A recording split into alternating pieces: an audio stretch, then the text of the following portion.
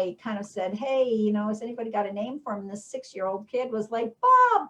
So it just became Bob. Literally, that was how he got his name.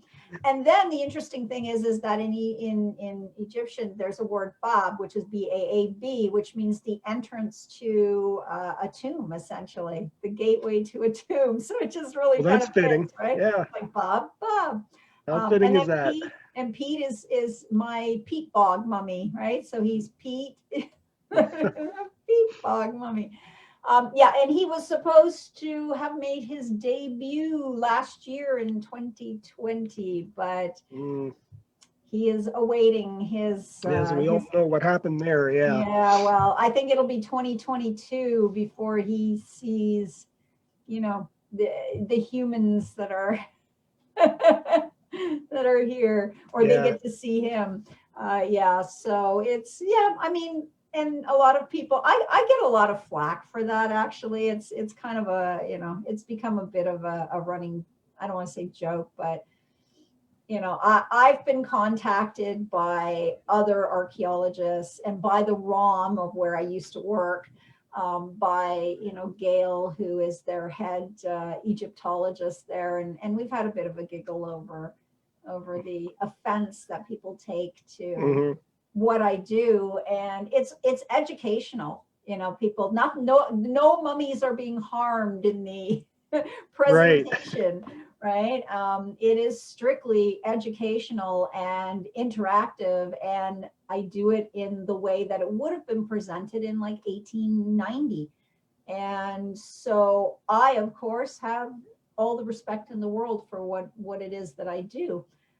But some people get really wigged out by it. They're Hmm. just like, it's desecration and you're, dishonoring. And I mean, for me, that's the last thing I would ever do. So for me, I am educating people on what used to happen when these, people, humans, we have to remember they were people, were literally sold for, a few bob and were destroyed. And Hmm. or there's a story that red butcher's paper came from grinding up mummies, and there were bandages that were certainly used for, the bandaging and things were used. They would grind them up. It went into medicinals. It did all kinds of things. Like, you think about it, you're like, whoa, like, would I Yeah. want to drink or take something that had That's crazy stuff. 2,000-year-old mummy?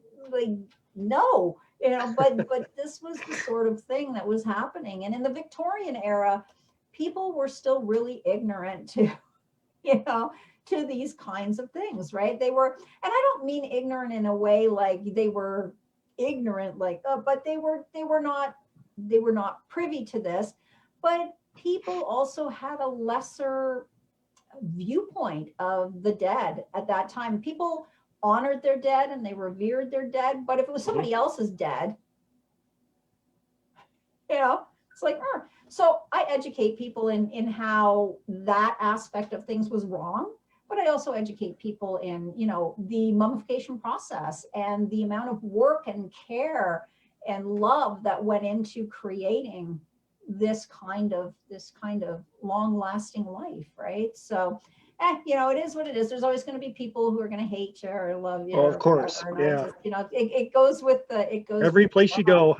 Yep. yeah, it doesn't matter what you do, right? You can look at ghosts and be a ghost and, paranormal investigator, and people are like, or you can, yeah, educate people on mummies and mummification, and people will still be like, you're desecrating the human body. And it's like, no, but you just deal, right? You Yep. deal. So Rachel, I don't know what happened to you today, Yeah, we girl. lost her. I hope you're okay. I hope you just got too busy with the kids, or you had a technical glitch or something. I'm sure we'll catch up with her on Facebook. But so next week, did we decide what we were doing for next week? Yeah, we had discussed talking about the science of the paranormal. Right, the science of the paranormal. Yes, because that's something interesting. Yeah, and actually too, I'm just going to do a shout out because this week I'm on the RIP Dead Zone radio podcast, I guess, out of Indiana, the RIP Paranormal group down there, and I think it's Rural Indiana Paranormal, I believe. And we're going to talk about the increase in hauntings over COVID. So the Well, that's increase, interesting. yeah, and Very how cool. many people are starting to report that their house is haunted that maybe didn't know because they weren't home most of the time, right? So we're gonna discuss that, and that's I'm doing that tomorrow, but I think, and I'll do a shout out if it's not out next week. I'm not sure when the show actually airs, but I'll put it up in our Facebook group on Halfpenny Dreadfuls, and yeah, so then if people can give a listen, because that's a fun show, and I've done a segment with them before. It's been a few years, but yeah, so we're gonna discuss that. So that'll be cool. So next week, the science behind the paranormal, or those things, and then the week after, I don't know, maybe we want to talk about that subject that I'm doing on Thursday too, because I kind of think it's really cool, the increase in reported hauntings during the pandemic and during lockdown and during us all now having to be home 24/7. Yeah, That we're something to discovering, talk oh my about. God, Yeah. there's a ghost in my house. So yeah, that could be fun. But I guess with that, is there anything that you want to finish up with? No, I think I think we've that's such a cool. You covered it you pretty should good. write Yeah.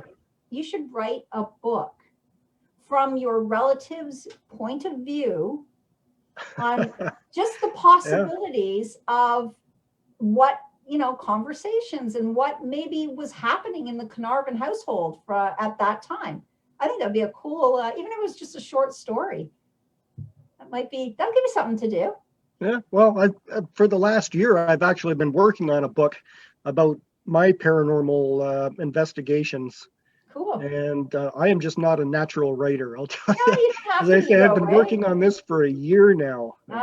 I'm still working on one too, putting all like stories that I remember from cases and things that happened. And I mean, it's kind of like an ongoing encyclopedia.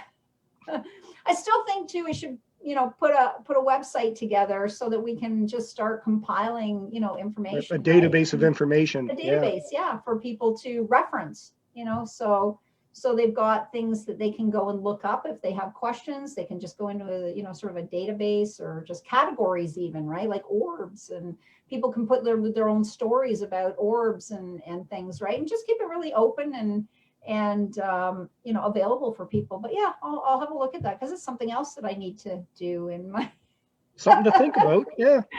in my time. But yeah, there you go. Well, maybe I'll write a story about your relative, but I'll be a different staff member in the household. Okay. We'll give him a name. His name can be Russell. Then it infers first or last. We don't know. It's just a name. First and last. I guess that's kind of our hour today. So we will say goodbye, and thanks again, everybody, for checking us out. And Ian, you'll post this on your ghost group there, and on That'll Facebook. Be up. Yep. And so we will see you next week, everyone. And be safe, everybody. All right, guys. Ciao.